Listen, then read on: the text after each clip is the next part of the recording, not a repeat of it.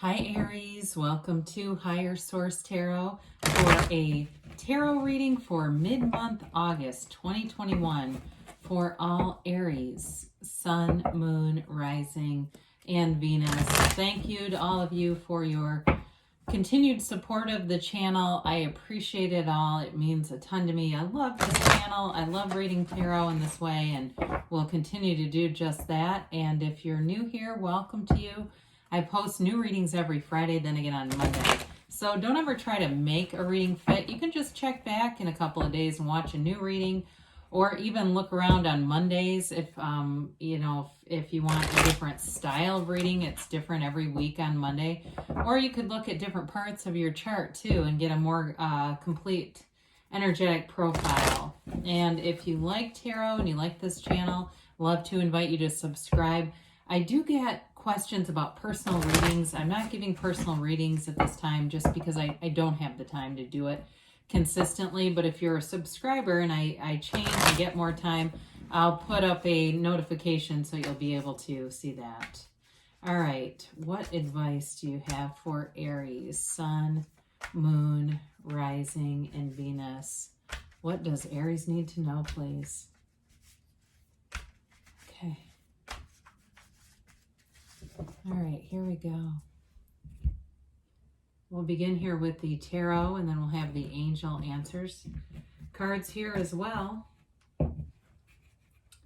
Current situation, you have the Seven of Pentacles, the immediate influence, the Six of Wands. You've got the Hangman in your destiny, the Fool's in the distant past. Justice is in the more recent past. You have the King of Swords coming towards you. You are represented by the Tower. The person or situation around you is the Ace of Wands. You've got Temperance in your hopes and fears, the Ace of Cups in the outcome. Now, the bottom of the deck, we always like the bottom three here. You've got the Sun, Death, and the Nine of Cups. This is really interesting. Well, it's a very powerful reading here with, let's see, 2, 4, 5, 7 Major Arcana. Okay, that's a powerful message. And to me, it's like I look at this and I think, here comes the Sun. You know, you have it twice here. And there aren't many cards that have the Sun in them. You actually have it 4 times total in the reading. That's a lot. We have obviously in the Sun, but then in the backdrop here, in the Death card, you've got the sunrise coming up. And so the little boat in the very back, if you can see that, it's down here. It's down to the bottom. It's going towards that sunrise. It's like you go, standing in the sunlight of the spirit. Whatever we've been through here, it is a transformation. It's a transition that's brought you into a place of abundance. And the energy of the Sun is pure positivity. It's like feeling success. It's victory. It's everything you wanted happening. You have complete wish fulfillment here. And it may have happened through letting go, or if you haven't yet, the advice is let go to receive. And so with the Death card too, the skeleton represents your higher self on that horse, and that horse, it represents purity, honesty, integrity, but moving forward over that wreckage of the past. So if you have been hanging on to something, it really is time to let go. I had somebody make a comment. I don't remember what sign it was under, and it sounded like a cross watcher. They were like, oh, great, you just told them to let me go. And it's like, well, I didn't, whatever the cards say it, I just interpret. But anyway, with the Nine of Cups, it's, again, it's something that really moves your heart. This is meaningful. There's depth here and maturity throughout the reading. So as we get into this, we have here Leo, Scorpio, Sagittarius, Libra. Okay, and then it looks like you have all the elements here. So whatever this is that you are putting your time into, there's a huge reward. I feel like you are getting noticed in every area of your life. You have a love relationship here. So if it's something you're already in, it's growing. It's moving forward, and the connection is deepening. If it's a new love, again, you're getting attention. You're going to be noticed.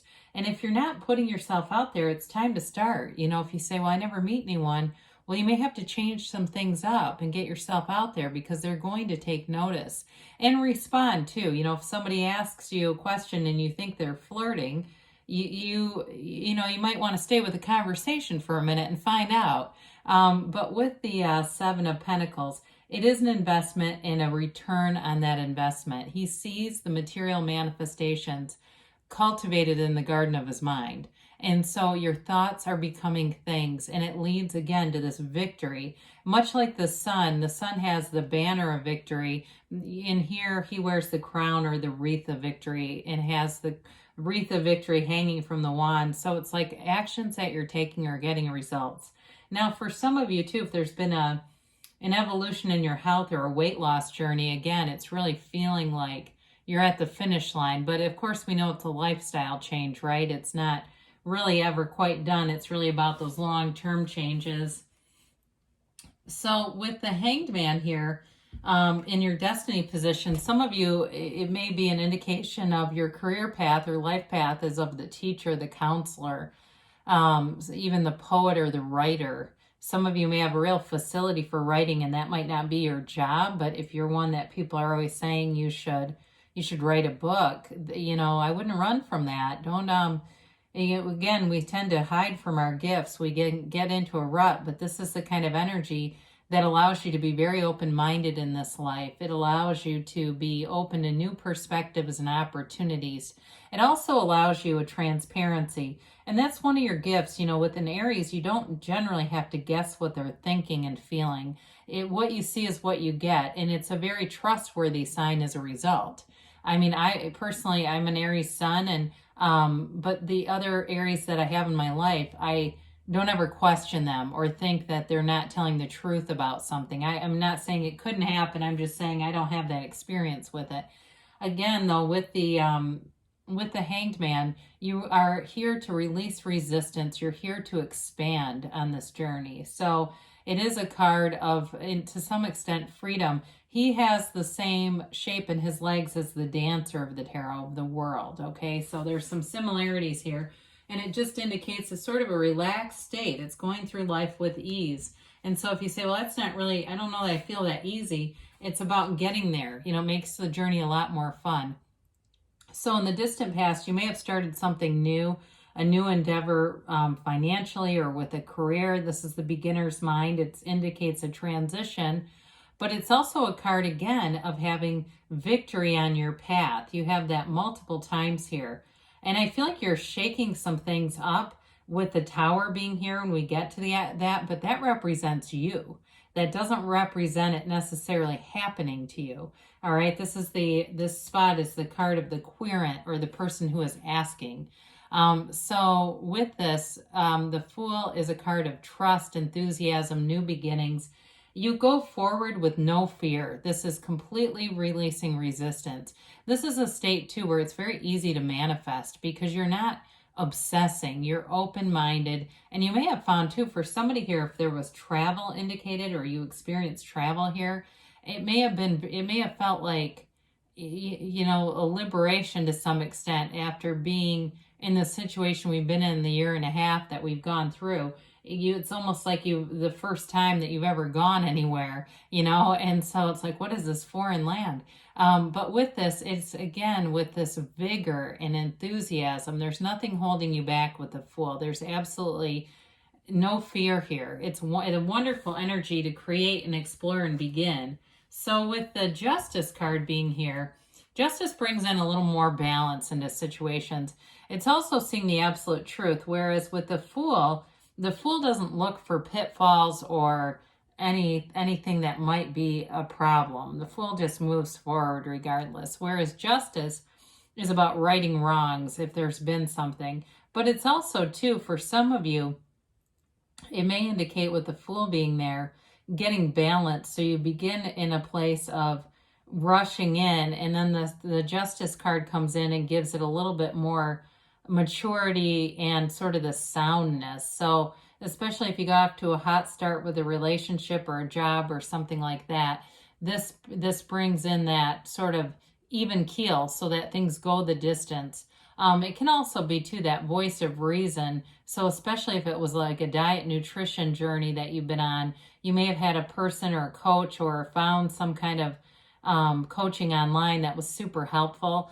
But it also, too, for some, it may be the indication um, of some change in terms of like structure around you. I get that. Like it may be more about at a job, there may have been some restructuring. And I do feel like that relates to the tower too, or there could be information that you bring forward. There's something about this though.